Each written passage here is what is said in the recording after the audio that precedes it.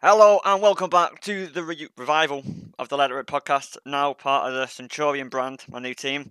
I am joined alongside something snickerdoodle, Jungler, Mike, after the role change, and Byron, the caster of week one and also the team captain of 100 Cobra. Say hello, boys. Hello. Hello. Right, guys. So, fuck it, let's get into it. Week one, Byron was casting it with Dan and Rani. What did you make of the 4 games or the 3 games that you had to cast, mate? Well, they were explosive. I mean, I've always come from casting rivals, so VL is a very, very explosive league. There's lots of fights going on, which is really fun, but not when it's like one of your first times play-by-playing and you're trying to go for it. But yeah, there were some really exciting games in there, and honestly, it's a blast watching VL. So have you got any tryouts lined up yet? Because no one really knows what's happening with 100 Cobra at the minute, do we? Oh well, I can. If I guess it is a brief announcement. We we have 3 roles confirmed for 100 Cobra. Spicy. Our jungler is slacking. Our ADC is DD or DD on Quaholt, something like that. I just call him DD. And then we had Ford Fiesta, also known as Oscar, as our support. DD and Ford Fiesta, they are a pre-made bot lane. They played with each other, really enjoyed it. I got DD on the team because I really liked how he was playing on ADC. And then Ford Fiesta came along and they say, "Oh yeah, by the way, we're duo."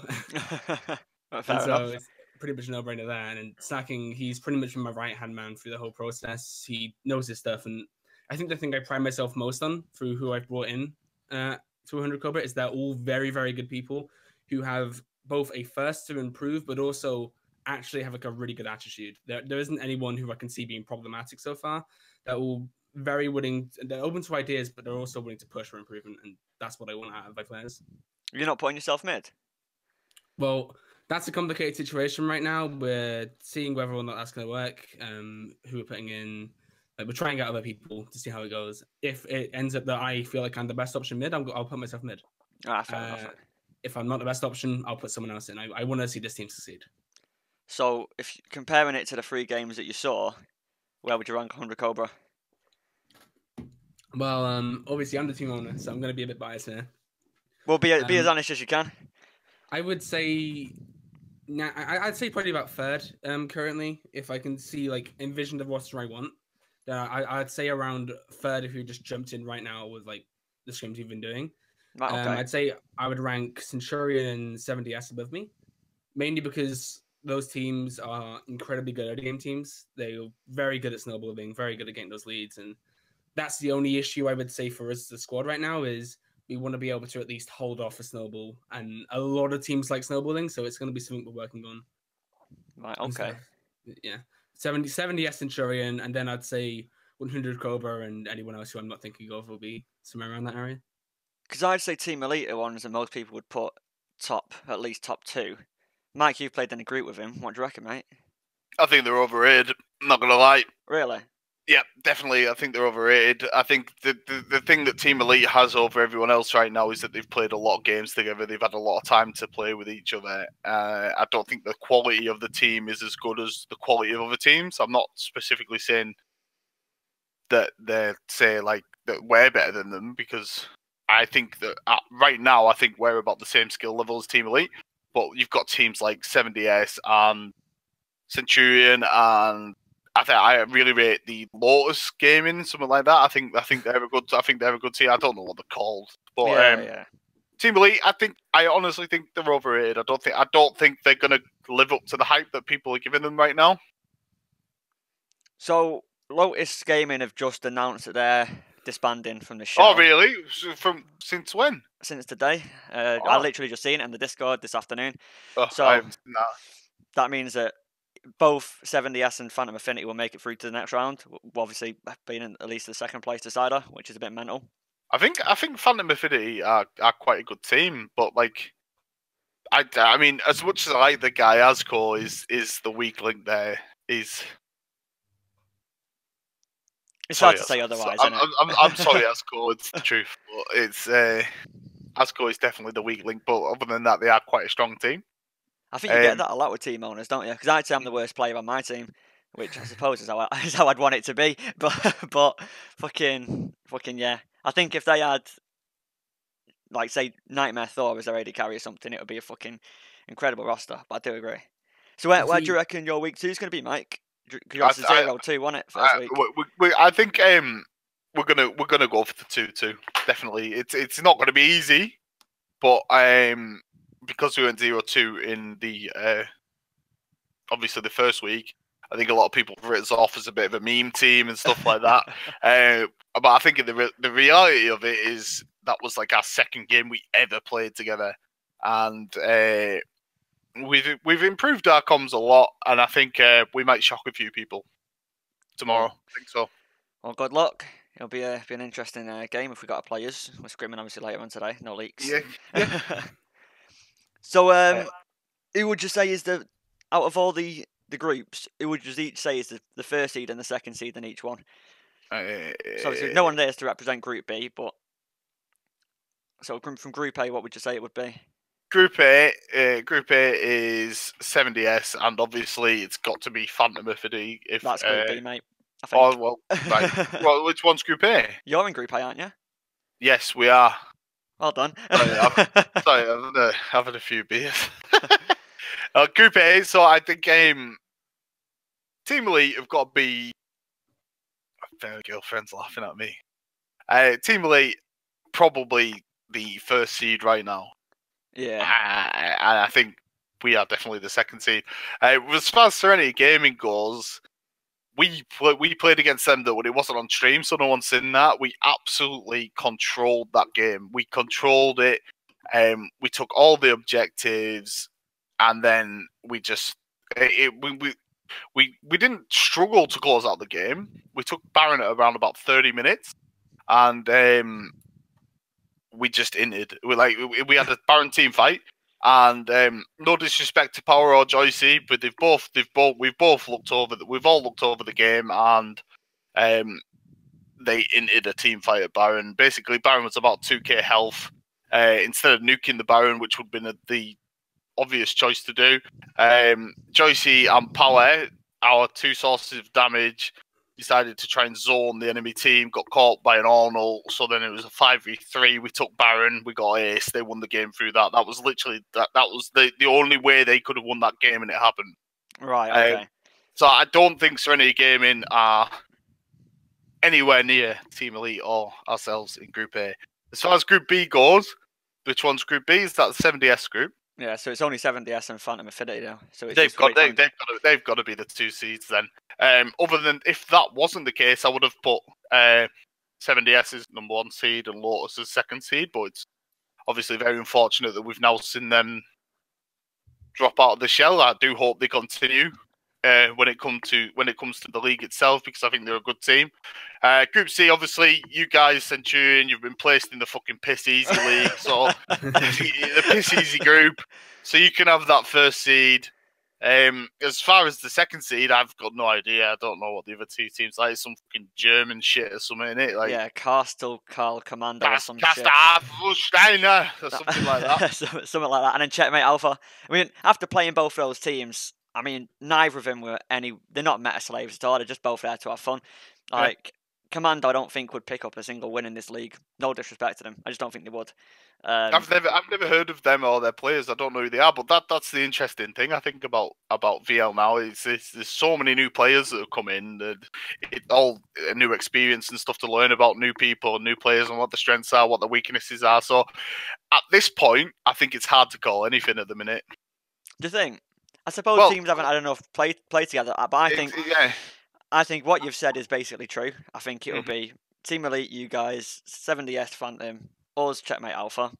Then out of the 3 teams between that, it's going to be between you and Phantom for the winner of group, like that 4th place group, and then it's going to be those 4 teams in the semis. Well, I mean, we have to go. We have to go 2-2. I think this week is. Well, I don't know. We can go. If you go 1-3, yeah. If you go 1-3, it goes down to the fastest win time, doesn't it? Yeah. So it all depends. I mean, if we said at the start of this tournament, we said, we don't have to take it too seriously. If we don't do well, it's not a problem. Let's just use it as practice because it's our first few games together. So that's how we're taking it. If we get knocked out, we get knocked out. Yeah. We're not really too fussed. We know that we're a good team and we know what we're capable of, and we think we'll do quite well. If it came down to that, though, you do go 2-0. You're against Phantom. 4th place decider. Do you make it to semis or don't you? As it stands, in your opinion? Because that's the big question, is how these groups match up against each other, which no one really knows. True. Yeah, that's honestly, I've got absolutely no idea. I don't know enough about Phantom of the Day. I know they've got a good roster. I think Gandhi's a really good top laner. As far as the rest of the roster goes, I'm not really too sure. I don't have that much experience with the rest of the roster, so I'm not sure. I've just seen them play together and they play quite well. That's it's hard to like you say. It's hard to say at this point because everything's new. All the teams are new. Everyone's just getting a basic understanding of what people can do, and so I'm gonna say, fuck it, we'll beat them. Long-winded to say, yeah, fuck it, okay. Yeah. I think what's the best part about this is it looks like there's no Smurfs. At least from what I can see, it doesn't look like there is. Arbush is clearly the best player, but he's Arbush. It's bullshit that you can play, mate. But I like it, but it's bullshit because you're too good. You are too good for this league, and you know it. I know it. Everyone knows it. But you're within the rule set, so what can you do? I mean, if anything, you're probably the biggest question mark, aren't you? Being plat and then demoting to gold, which we all know is legit because you boosted. yeah, definitely. 8-11 it, and then Mike went back to being a silver player again. What can you do? I'm hot garbage. But yeah, I think he's clearly the best player, and the people who come up close aren't. You can tell they're gold players as well. Yeah, which at least is a good thing. You don't get. Arbush is good, really good. Obviously, I've played with him on Sea Dogs as well. His general knowledge of the game is absolutely fantastic. He can carry a game just through shot calling himself. I mean, back when we had Axties Gaming, he was our coach back then, and he subbed in for a game for us versus some like makeshift team. It was a really good team. It had Rock, Laudio, someone else. He had a really good roster that we played against 5, and it was a game that we really shouldn't have won, but we got carried through Arbush's shot calling. So, like, I know exactly what he's capable of. He's a really good player. There's no doubt in my mind that Arbush is the best player in the league, without a doubt. Without a doubt. It'll be interesting to see how 7DS do then, because I don't think the rest of the roster is that incredible. It's not that. No, it's not. Well, until they got Arbush on, I was a bit like iffy, a bit questionable, thinking, are they going to do well? Are they not going to do well? But what is it with Hashi? Hashi always seems to pull out these incredible ADCs out of the bag. It is mental, that, isn't it? It is fucking mental. I don't think he's ever had like a mediocre ADC on his side. No, he's not. I mean, he was lucky to have Laudio for last split, wasn't he? And then Laudio, and then CL, he just had fucking Smurf Squad, didn't he? Jesus. Well, he had Rock, which turned out to be Rewind in the end, so yeah, that was a Smurf. Well, back then it was a Smurf. And then he had, what was his name, Corsavi, oh fucking hell, yeah, the orb walking Cogmore. Can you remember that? That was absolutely mental. Yeah, that was, and then there was another one. I can't remember the name of the other one, but Hashi. Firaz ID, that was it. Yes. That's a Hashi just really just sits there. He's just like, come on, Smurf ADCs, bring it into me, reeling him in. You'll be playing on 7DS, Mike, by lots of things. Me? Yeah, as the next fucking plotted carry to come in. I can't play ADC, mate. That's long gone. Fair enough. What inspired the role change to go from to mid and then to jungle? Just to fill a void kind of thing? Well, at the beginning, it was just kind of like, right, the standard of ADC in this league is really, really fucking good. Yeah. And obviously XG kind of went down pan a little bit. So I just thought, do you know what? I'm really bored of ADC. It's gone really, really stale for me. I'm just going to explore other options. And I ended up, I was going to be the top laner for a little bit. Didn't work out. I can't play top. That's never going to happen. And then it just kind of rolled about. They said, do you want to spot jungling? Because obviously Rock got banned. And he said, look, do you want to just fill in for me while I am banned? And I said, yeah, it's worked out quite well, and I'm really enjoying the role. I mean, I've been with ADC. Last split was the first time I've ever played ADC. I just picked it up and decided I'll go with this for this season. No, fair enough. And then this season I've decided I'm going to go with jungle. So it's just a change of mind. I don't like doing the same thing over and over again. It's refreshing. It makes the game fun for me. So Yeah, I can see that. I mean, I'm now a jungle. Byron, you're just a two-trick in 2 different roles, aren't you? You've got a Sivir, you've got a Nivea, and that's all you've got. Well, I mean, here's the thing: is that I play a very certain style. As to in the mid lane, I'm very supportive. Yeah. And I'll play CC heavy team fighters or just like things like Morgana and Karma that are just like impossible to kill. And then ADC, I'm very much for crit ADC scaling. That's the kind of thing I like. Unfortunately, those 2 stars aren't exactly in favor right now. So I'm kind of sat here like I'm trying to learn stuff. I mean, Zoe's busted right now with Dark Harvest. That is disgusting. Harvest of Dark Harvest, that's disgusting. Both those picks are really fun, but they're going to go out of meta soon because Dark Harvest is going to get nerfed. Yeah, I suppose that's the thing with the shell in it. It's off season, so the meta is fucking questionable constantly, isn't it? I mean, the thing is though, is that like depending on how things go, I probably will fit into 100 couple quite well if I end up going mid, because with the roster we have right now, we have very carry oriented players, and so having someone like me who's able to be willing to take that gold and just give it to somewhere else, or just like hold a lane and not necessarily win it. Yeah. I think that's going to help us a lot more, because I would say I'm a very prominent voice in game as a color caster. I mean, I'm very reliable in my knowledge. I feel like I can make good calls, and you can see that when we get to the mid to late game. Sure, the early game may be a bit dodgy, but with our bot lane now, that's not an issue because they are one of the best early game bot lanes probably in the league. I wouldn't say the best because Arbush exists, but nearly the best. They are very, very good, and I am hyping them up. Arbush is with Harshy though, do you know what I mean? It's kind of got he's got a little bit of a leg missing when it comes to that one. Yeah, I mean you gotta have a little bit of balance there, anyways. But yeah, if I go mid and if the roster pans out how I'm currently thinking it is, I mean we have a bunch of tryouts that I want to try out first to see. Oh, maybe that player's good. We can try them out. But with the way my kind of mind is panning out, I feel like I could fit in well. It just depends how the meta falls, because I have a decent amount of picks. It's just that when it comes to it's a carry mid meta, I'm kind of screwed. It's when it's a carry bot meta or a carry top meta or a carry jungler meta, and you need someone supportive in the mid lane to just farm it out, make sure this LeBlanc over the other end doesn't get too far snowballed. I think I can do that. I think at our elo, especially at our elo, control mages will never be irrelevant. I think you can always play around bot lane, you can always play around top lane, and a control mage just brings so much to the team, especially at our elo. Like stuff like Anivia, Anivia can just stall a game for so long, and it prevents stuff like a bot lane snowball and stuff like that because you can hold out and you can get your items. Talking shit now. I'll just carry on. It's all right. The thing is, you're talking all this good stuff about Anivia. I'm not going to get to play that if I go. Yeah, that's true. I'm not getting my hands on. Like, whenever I've played either mid or ADC in this scrim, I've either not got my hands on Anivia or not got my hands on Sivir, depending on what pick it is. Which means, that sucks. I don't get to play what is essentially my pocket pick, if you will. But like at the same time, I get to force out a free ban every single game, which is nutty. Considering that I'm probably not a big carry player, and if they do let that one pick through, I will be a carry player that game. I can tell you that for one. Like, I think everyone knows saying that. Yeah, is easily the best in the league. My Sivir, I don't know if it's the best in the league, but my win rate it speaks for itself in that kind of regard. The problem is that coming out of those like specific champions and moving to the more obscure picks.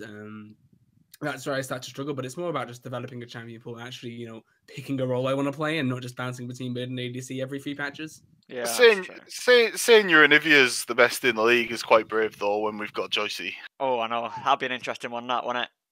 Just saying. That 1v1. I'll Anivia 1v1 him. I'm that right now. Joycey, if you want to 1v1 me on Anivia, hit me up. Let's go. That'd be right. That's the call out. That's the call out. And let it rip, the revival. I think a good point to what you're saying though, Mike, about the how you can pretty much play anything. If you watch our game versus Checkmate Alpha that was on stream, perfect example for that. I mean, granted, I got banned out a little bit, but I was on the Echo. We played around trying to get You fed quite early though, didn't you? Yeah, that's what I mean. I'm sorry, I'm joking. No, that was actually my point. He was playing Lux mid. Blind picked Lux mid. He got away with it because he's good on the champion, even though it's a control mage. We played our early game style like we always do. We still got an early game lead, but they were able to stall it out, and they could have won that game. It was just obviously DC's on both jungler side. It fucked everything up for the both of us, but they were still in a position where it wasn't too bad. Now, if they had better players in certain roles and weren't playing Sona support, then I think that game could have gone well differently. So I think that's a good point that you make. You can play champions like Lux. We saw what Killex was able to do on champions like Orianna. Yeah, Killex is zillion as well. It's like control mages can be OP if you can play them. Yeah, that's the thing. Yeah, that's the thing. You've got to be able to do that.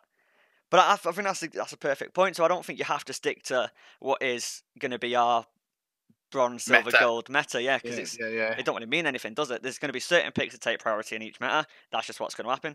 But I reckon it's you can kind of play whatever the fuck you want, really, and get away with it. Oh, absolutely. Except if you want to play Echo mid, because you apparently don't get away with that shit. The way you're speaking reminds you of it was in the finals of last split where there was a Diana player who was super good, because I remember casting that, but having no idea what the league was at that point. Just getting sent in and then saying, this Diana player is really, really, really good. When they like a one trick Diana, I think I know who you're talking. Because they were, I think it was GXE and Galaxy Andromeda, and they went to the finals. They had a Diana player, undefeated, really, really good on the pick. And then it gets to the final, they pick the Diana, and 70S just counterplay it completely in the draft. I think that was a testament to how much I liked watching 70S last split, was because they actually had a game plan. A lot of teams play a very one-note style, which is very, very good, and it's not something you can really complain about in a one-silver gold league. But when you have a team that's willing to adapt, that's the scariest thing, because that isn't really a skill that a lot of players have, I would say, in the league. A lot of players can be very much, I'm good at this, I'm good at that. Me, I'm good at control mages. Me, or create ADCs. There's various players who are like that. And if you can use that, that can be very good for your team. However, I would say with 100 Cobra at least, I know these players are adaptable. I can get them to play different champions. They're willing to try out early game, late game, this kind of champion. They'll be willing to try out different things. And so that's what I want to kind of have as my team, a more adaptable approach where, sure, we can play one style and make it work and have like a main style. But then if we think, okay, hang on a sec, that might not work against this certain team. Say we want to play a late game style where we play safe, but then we realize we're against, I don't know, Centurion early game gods, then we should probably switch up our style a little bit. Yeah, I suppose it's knowing how to do that. I think that's credit to Endeavour, though. Just playing with him for a couple of games when he was before he got banned. The guy can just control the entire game, just 1v9 in terms of comms and macro and game plan and stuff like that. And obviously, you've got to rely on having good mechanical players on his team, but the fact that he was just able to put Kui top on tanks on 7DS and rely on Lordio for his carry potential, and obviously whoever the fuck they would put mid, predominantly T-Doggy at the start of it. Good mechanical players, mind, but I think the fact he was playing was just the way he controls the game with his mind. I think testament to him. So the fact he's not in this league, this split, makes me think it's anyone's, really. And Endeavour's really good player. You can't knock him for that. He's absolutely fantastic, especially in the jungle. I don't think you can take away credit from the likes of like Kui and Lordio, because they're both really good players as well. The stuff with like Kui, like when watching Kui play top lane, a lot of top laners in this league, they don't, well, especially last split. I can't say about this split because obviously we haven't seen everyone play yet, but Kui would just win top lane through like wave manipulation alone. Yeah. Because other players wouldn't understand how to do that. And it was 7DS last split were absolutely fantastic. Everything about them, they were brilliant. The way they played, like Byron said, the way they had a game plan, and they always played towards it. They always played towards the win conditions, even if that was just picking like win lane, win game champions. But like you said, now there's no Endeavour. I don't think Kui's on the team, is he? He's on the team? Substitute for us. So Kui's a sub. Without Endeavour and Kui predominantly playing in a team, like you said, it could go either way. It could go anyone. It's all up in the air right now. I mean, I reckon we've still not seen Hentai Haven come in. I think they've got basically the same roster, so they could be. I'll tell you something. I've seen him play a little bit. That Hawksworth is a player top. Yeah, I think he's really good. He'll be one of the best players. I haven't seen a lot of Hentai Heaven in the pre-split, so like you said, no one knows at the minute. It's all just speculation on what we've seen so far. Yeah, and then obviously 100 Cobra as well being the other one that's not in the shell. So Yeah. who the fuck knows what's going to happen with you guys? We can only wait to see. Shell 2 sign-ups have opened though, so I expect to see you in that. Yeah. You see, here's the thing. There's a side of me that's like, what if I just don't enter the Shell 2 and enter the league as the biggest dark horse ever, have no one have any idea what we're gonna do, and try and play the like surprise card? And I feel like that could be really good for branding. The problem is that the Shell 2 sounds really exciting to enter. It's just a case of whether I want to cast the Shell 2 or not, whether I'm playing in 100 Cobra or not. It's like the things to consider, because the only issue with me playing in 100 Cobra is that I wouldn't be able to cast VL for the most part because I'm playing. I mean, it's up to you. At the end of the day, you're still going to have to scrim people as well, aren't you? So people are going to find out what you're about anyway. It's just whether it's on stream or not. I mean, I've not scrimmed TAS yet, but they've been on stream, so I've seen what they're like. I've not seen, no one's seen that Castle Style Commando team on stream, but we've played him, so we know what they're about, kind of thing. So either way, I think people are going to know what you're about by the start of the split if you're going to be prepared. Just the nature of how it works. It's exciting though. What are Lash's both then? And myself. I'm just going to say Centurion, because obviously. But who's going to win the Shell? Shell 1. 70S. You think 70S? Yeah. I think 70S. I mean, Centurion are a good team, but 70S of Abish, and the way I saw him play when I casted his match, it was insane. He was making all these micro movements on Lucian, dodging every ability. Not only is his game knowledge insane, like Big Sexy was talking about, with the fact that he can coach very well and has that inherent game knowledge, but also when he gets into game, he has the mechanics of a god as well compared to everyone else here. So not just that as well. It's like you said, the micro movements and stuff on the Lucian. He can do that on a lot of champions as well. It's not just Lucian. He can play a lot of AD carries. I even like the meta is kind of like shifting towards like mage bots as well at the minute. Kind of. I'm pretty sure he can play them as well. It's like he has a very, very diverse champion pool, and he can pick pretty much anything. I was just about to tell you what he played in a scrim that we played against him, but I won't do that because that's kind of leaks. But he's very good. See, I think I remember him playing like Brand in Rivals when that was the thing, when 8.11 hit. I think I remember it was Albert. It was definitely someone playing Brand. There's been like a few wacky picks in Rivals. It's just whether he can be shut down, though. The question is if he's the main voice. I mean, I've had this myself personally when I've been shot callers on teams in the past. If you get me behind, I go quiet. The team is then, the comms aren't as good as they are. So when Arbush is clearly a shining light, if you shut him down, is there going to be question marks there? I mean, the guy's laning with Harshy. From Laudio's voice, it sounds like you can get tilted when you play with that kid. Well, here's the thing, though, is that 70S doesn't just have like one voice with Arbush. Because Harshy, as much as some people don't like him, he certainly has a personality, and I don't think he's unwilling to speak and stuff. And so even if Arbush just get a little bit tilted, gets a bit quiet, then Harshy, who may not make the higher quality calls that you'd expect from Arbush, I think he'd still be willing to make calls. If Arbush ends up going quiet, he'd be there like, all right, do this, do that, do this. And whilst it wouldn't be the highest quality, I think I'd trust in him to come out in the losing situation to be like, right, we're doing this, and maybe be a bit aggressive with it.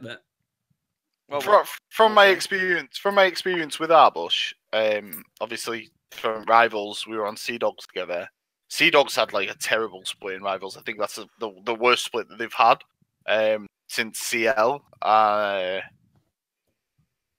don't think Arbush tilts very easily, and I don't think that Harshy will tilt him. And I think no matter what, he's such a positive guy, and he will continue to be that voice in that team, even if they are behind.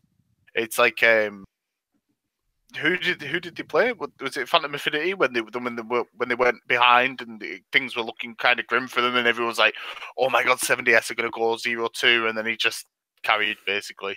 Yeah, it was. Yeah, that was one on stream. Good game, actually. Good game. Yeah. So that's fair enough. But that'll be the question that we'll have to see is, when we're in week 7 and it's a must-win game and they're under the cush, does he step up or does he fall down? Because it's not going to be hard to think that that's going to be our strategy. Get a butt ahead, put Laudio behind, and then see if they can carry from anywhere else. I think that's an obvious game plan. Laudio's playing mid for Elite 5. Team Elite. I mean, Arbush, not Laudio. Fucking hell, man. It started a split, let me off. But yeah, I reckon, can Wilbo carry? There's question marks. Can the jungler carry? He seemed like he had a really bad game. Granted, he was against that Cho'Gath one trick, but still, at least in the early game, he picked up later. Can Ricard the Chewy carry? Yeah, probably. But I played on the screen with him once, and he went 9-0 and didn't carry. So, there's could be question marks there. Tell you something, I think Laudio is a very underrated mid laner. Oh, I think yeah, I think Laudio is I've played against him a few times now, and I think Laudio's going to do quite well next split. I'd put him up there as the best mid laner at the minute, just looking at who there is. But I think it's quite an underrepresented role. Like I'd put Laudio, you've got Crunk, you've got Jack, Ricard the Chewy, Joycey, but I don't think I put Joycey up there. No disrespect to him. I think Joycey will surprise a few people. I think Joycey's quite good. I reckon he'll be better than me. Don't get me wrong, but I don't think he'll be up there in terms of where like a top carry player. I played with Jack on AXG, and I've played with Joycey now. I'd put Joycey above Jack. Right. Okay. I think.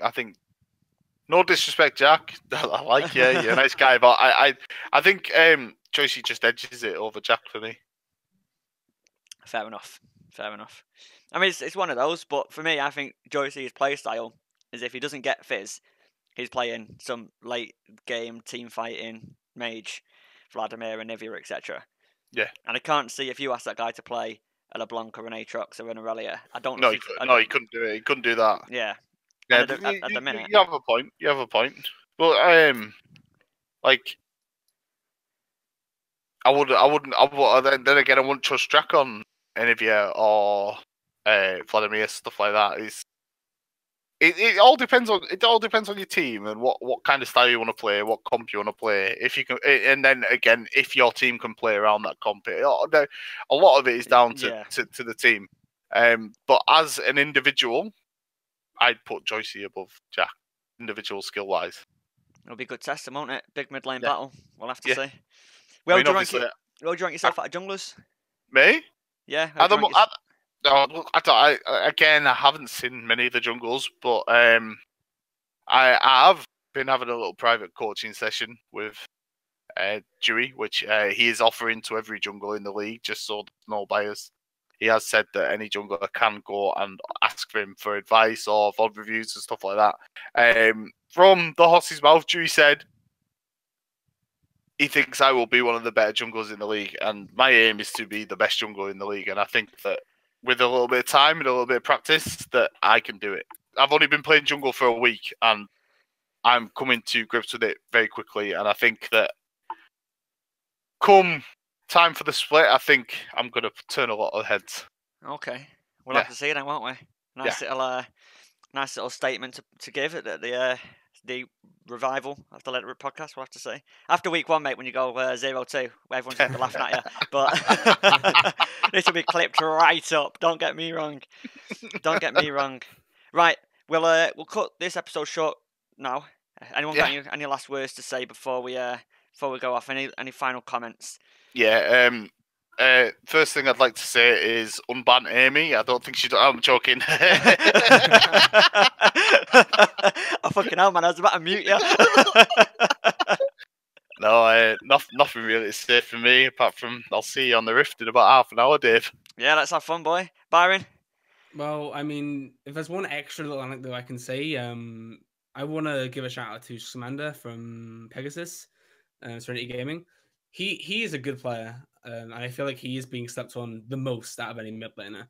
He isn't the kind of outlandish mid laner that you'd see out of, say, someone like Cyrez, who likes to play a very aggressive fix, but give him like an Orianna or something like that, or a Zillion, he can do a lot of things. You know about Nigel? Yeah, Nigel, yeah. Nigel's good. Nigel's underrated. He just does stupid things in game, but like he tries to split push and stuff. Like it's just. But I agree completely with you. Nigel is a good player and very underrated in the league. Well, we'll have to say. Yeah. Also, sorry. Right. Well, brilliant. Only thing for me is Centurion are going to go undefeated in the shell, and we're going to win, and then Impress is going to ban all our players. Let's go, boys. Right.